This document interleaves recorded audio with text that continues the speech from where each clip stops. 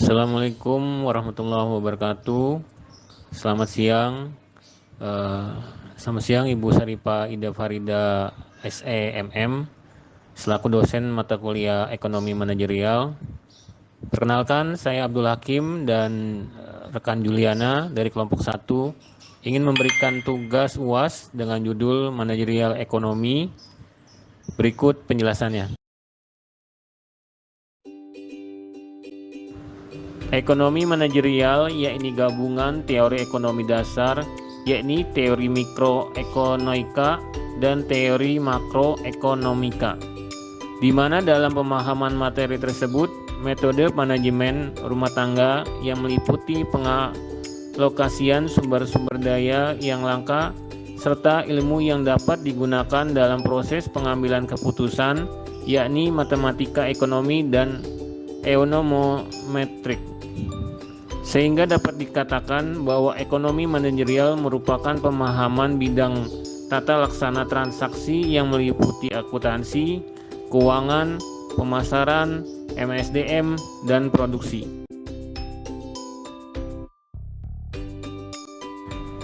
Kemampuan manajerial yang baik bagi suatu perusahaan akan berdampak sangat baik terhadap kelangsungan hidup perusahaan. Perusahaan akan mampu meningkatkan kualitas perusahaan dan mempertahankan kegiatan operasionalnya dalam jangka waktu yang panjang.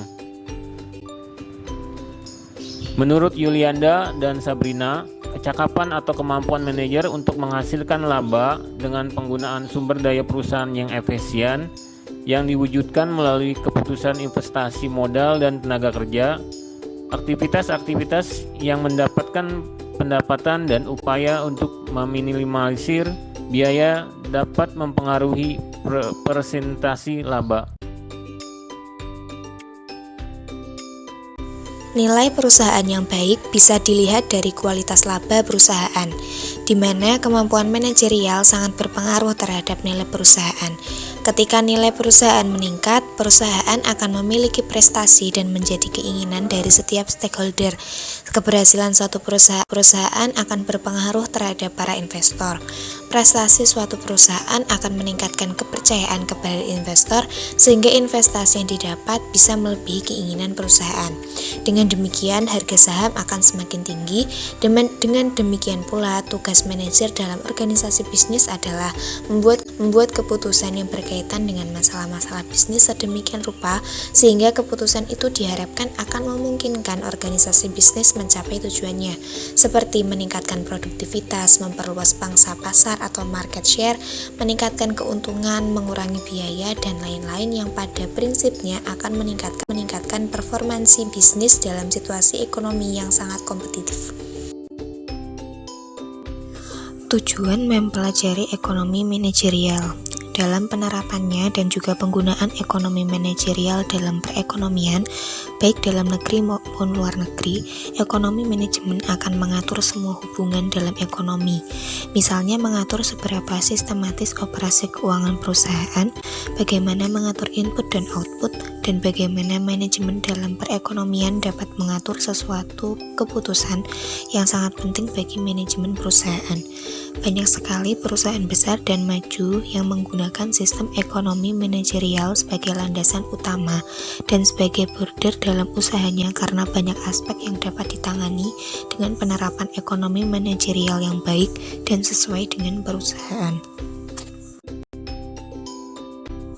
Adapun penerapan ekonomi manajerial oleh manajer dapat menghasilkan hal-hal sebagai berikut.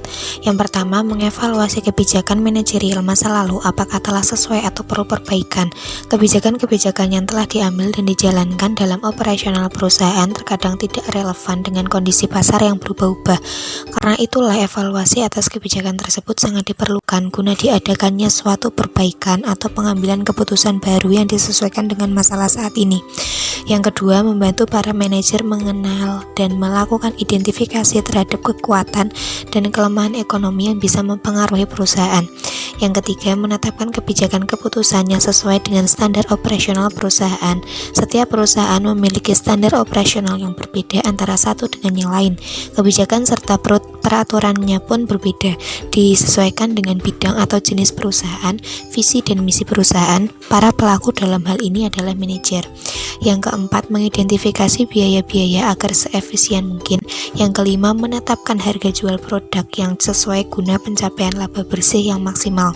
Yang keenam, membantu dalam menghadapi fluktuasi kondisi pasar yang mempengaruhi permintaan barang, harga jual, dan laba. Lalu yang terakhir ada membantu manajer dalam memahami lingkungan ekonomi perusahaan. Adapun studi kasusnya, pada tanggal 5 September 2007, Steve Jobs, CEO perusahaan Apple, melakukan praktek diskriminasi harga sebagai strategi pemasarannya, yaitu menurunkan harga produk iPhone mereka yang sangat sukses sejumlah $200 dari harga semula sebesar $599 yang merupakan harga perkenalan sudah sejak 2 bulan.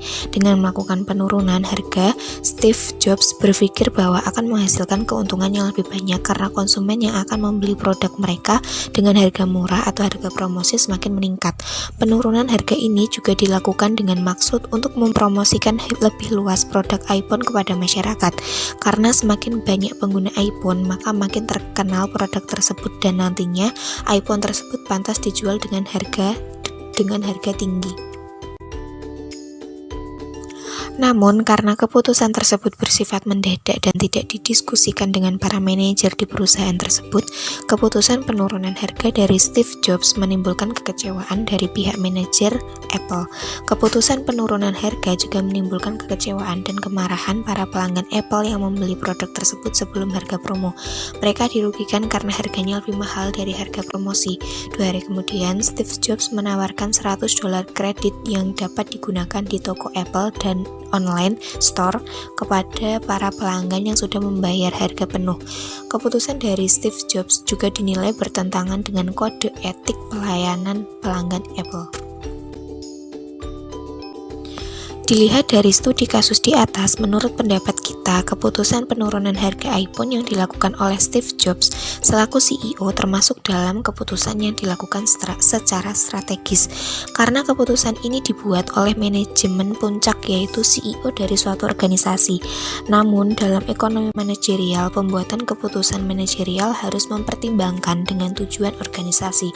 Akan tetapi, dalam pengambilan keputusan penurunan harga Apple tidak sesuai dengan tujuan organisasi karena melalui pembuatan keputusan tersebut, Steve Jobs mengharapkan akan mendapatkan keuntungan atau uang yang banyak, sedangkan tujuan dari Apple, yaitu Apple didirikan bukanlah untuk mendapatkan uang. Tujuan Apple adalah mendesain dan membangun produk lalu memberikan barang-barang bagus ke masyarakat. Karena Apple percaya dengan cara itu masyarakat akan menyukai produknya dan sebagai gantinya Apple akan mendapatkan uang dan Apple memahami betul mengenai tujuan-tujuan yang mereka miliki. Adapun kelompok kami mengambil referensi dari 10 artikel yang kami cantumkan sebagai berikut.